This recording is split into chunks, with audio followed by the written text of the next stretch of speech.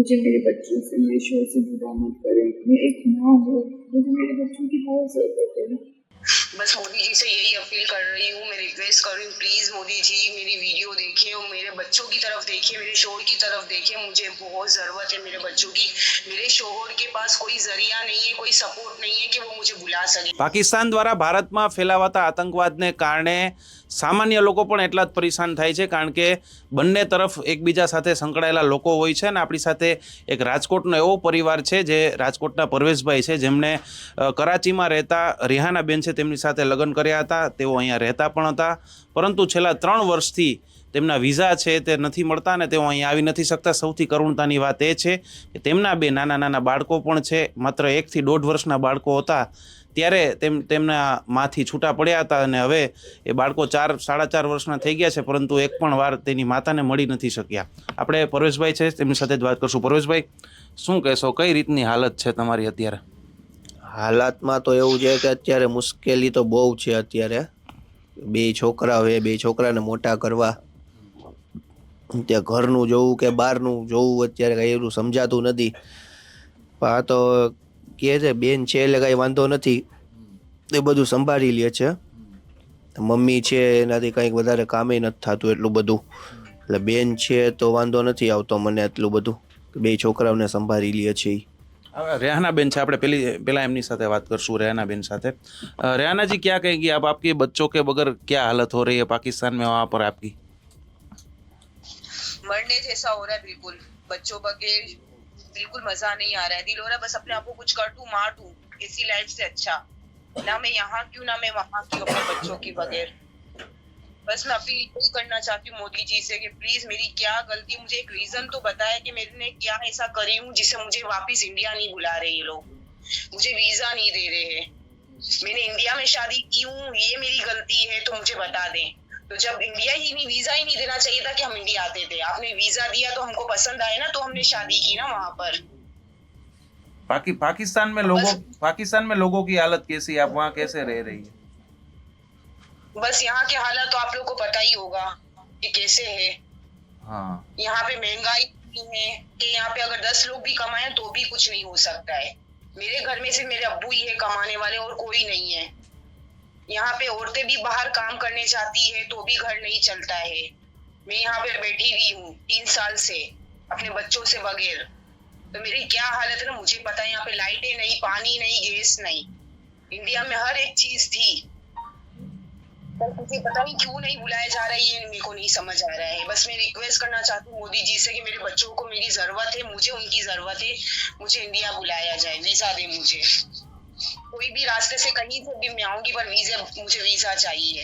वीजे बगैर मुझे कोई नहीं दे रहा है। क्या लग रहा है आपको, क्यों वीजा नहीं मिल रहा है? मुझे यही तो नहीं पता। मैंने इतना एम्बेसी में भी पूछा कि मुझे रीजन तो बताएं, मुझे क्यों वीजा नहीं दे रहे। बोला हमारी कोई, हमको नहीं पता है, आप इस्लामाबाद के एम्बेसी में जाके बात करें। मैं वहां पर भी गई तो मुझे उन्होंने कोई नहीं जवाब दिया सही। उन्होंने भी मुझे बोला कि हमें नहीं पता आपको क्यों वीजा नहीं दे रहे। पर रीजन तो एक होना चाहिए ना कि आपको इस रीजन से आपको वीजा नहीं दे रहे। मेरे पास हर एक प्रूफ है इंडियन का, मैंने वहाँ शादी की, वहाँ मेरे बच्चे पैदा हुए, मेरे 2 बच्चे हैं वहां पर, सब कुछ है। सिर्फ एक पाकिस्तानी पासपोर्ट है मेरा और हाँ। कुछ नहीं है। अब आप मोदी जी से क्या अपील करना चाहेंगी? बस मोदी जी से यही अपील कर रही हूँ, मैं रिक्वेस्ट कर रही हूँ, प्लीज मोदी जी मेरी वीडियो देखिए और मेरे बच्चों की तरफ देखिए, मेरे शोहर की तरफ देखिए। मुझे बहुत जरूरत है मेरे बच्चों की।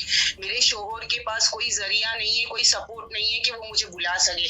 बस आप लोग हो, आपके जरिए मैं वापस आ सकती हूँ। मेरे शोहर के साथ कोई है नहीं दूसरा। वो घर का देखे, बच्चों को देखे। आपका हर दिन ऐसा ही गुजरता है बच्चों की याद में रोते रोते? रोज रोज, एक दिन भी नहीं है, सुबह भी, शाम में भी, रात में, बस बच्चों की बहुत याद आती है। बच्चों बगैर मजा नहीं आता है। आकाश, ये तो भी मोबाइल है तो जरिए से मैं बच्चों से बात कर रही हूँ। अगर मोबाइल नहीं होता तो आज मैं कैसे रहती थी? मोबाइल के जरिए मैं जिंदा हूँ, बाकी मैं तो कब से मर गई होती थी मेरे बच्चों से, मेरे शोहर से दूर रहकर। अभी आप थोड़े टाइम, अभी आपको वीजा नहीं मिलता, अभी आपको थोड़ा टाइम निकलना पड़ेगा, क्या हालत होगी आपकी, क्या अपील करेंगे? अब बिल्कुल अब नहीं रह सकती मैं। 3 साल मैंने रह लिया, एक जरिया था कि रास्ते खुले हुए थे। अभी 1 साल से मोदी जी ने रास्ते और वीजे बंद कर दिए, बाकी तो पहले वीजे चालू थे।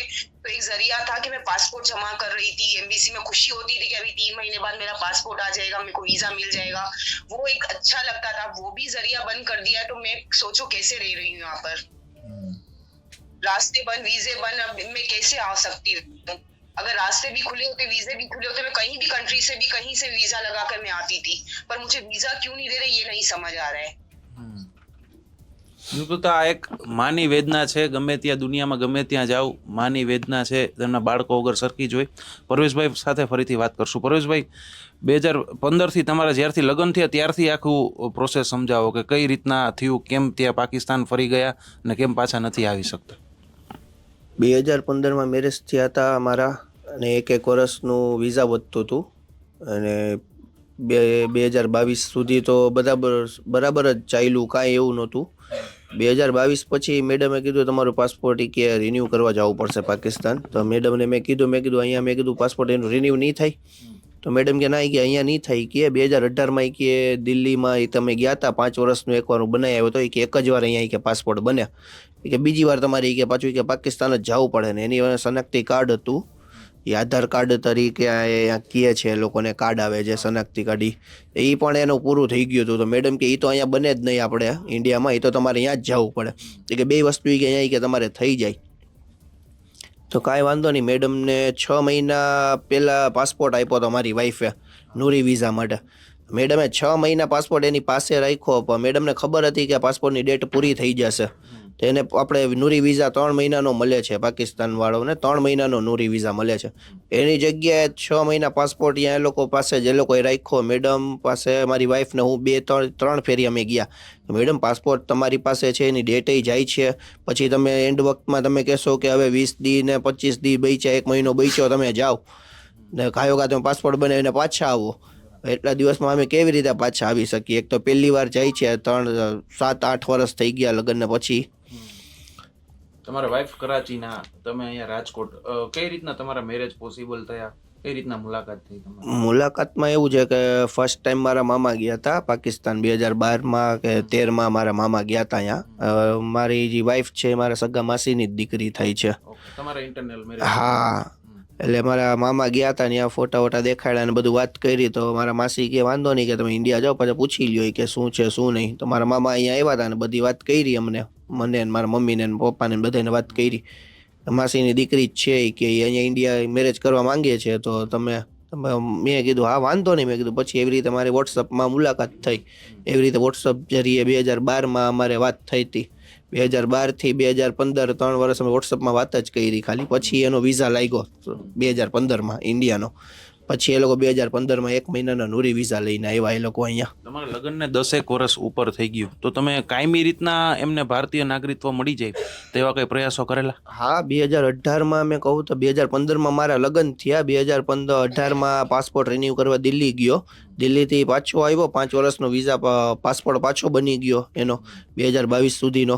તો પછી મેં મેડમને કીધું, મેડમ મેં કીધું હવે આનું નાગરિકતા અહીંયાની મળી જશે એને કે શું? તો મેડમ કે ના, કે હજી કે તમને કે 5 વર્ષ જ થયા છે, કે 12 વર્ષ પછી કે નાગરિકતા મળે, એ પહેલાં કે ના મળે, કે તમારી કે 12 વર્ષ થઈ જાય ને પછી કે તમારો અહીંયાની તમારી વાઈફનો આધાર કાર્ડ ને બધું કે અહીંયાનું પાસપોર્ટ ને બધું કે અહીંયાનું પછી થાય, કે એ પહેલાં ના થાય. હવે શું આશા કરી રહ્યા છો? તમારા પત્નીએ પણ ત્યાંથી વિડીયો મોકલ્યો છે, પ્રધાનમંત્રીને પણ અપીલ કરી છે, વિડીયો ખૂબ વાયરલ પણ થયો છે. હવે શું આશા રાખી રહ્યા છો?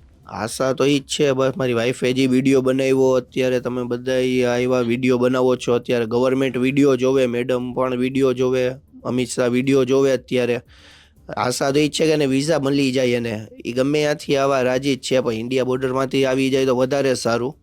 બાળકોને કઈ રીતના મોટા કરી રહ્યા છો? બાળકો 3 વર્ષ થઈ ગયા હતા. 3 વર્ષમાં તમારું મન જ જાણે છે કેવી રીતે અમે મોટા કર્યા છે.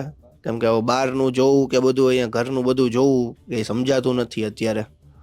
બિલકુલ, તો આ એક જે ભારત પાકિસ્તાન વચ્ચે જે આ ચાલી રહ્યું છે ને, ખાસ કરીને પાકિસ્તાન છે તે ભારતમાં જે આતંકવાદ ફેલાવી રહ્યું છે તેના કારણે અનેક આવા માસૂમ લોકો છે, નિર્દોષ લોકો છે તે હેરાન થતા હોય છે. જે રિહાનાજી છે ત્યાં પાકિસ્તાનના જ છે, તો પણ એમ કહે છે કે પાકિસ્તાનમાં લોકોની હાલત કેવી છે, લૂંટ લપાટ થાય છે, મોંઘવારી એટલી છે કે ત્યાં રહેવું ખૂબ અઘરું છે. એટલે જ તેઓ કાંઈક ને કંઈક એક કારણ એ પણ હતું કે એટલે જ તેઓ ભારત આવીને રહેવા માગતા હતા, તેમનો સંસાર શરૂ કરવા માગતા હતા. પરંતુ અત્યારે 3 થી 4 વર્ષથી ત્યાં તેઓ ફસાઈ ગયા છે. અને સૌથી કરુણતાની વાત એ છે કે તેમના બાળકો છે તે 1 થી 1.5 વર્ષના હતા ત્યારથી છૂટા પડી ગયા છે.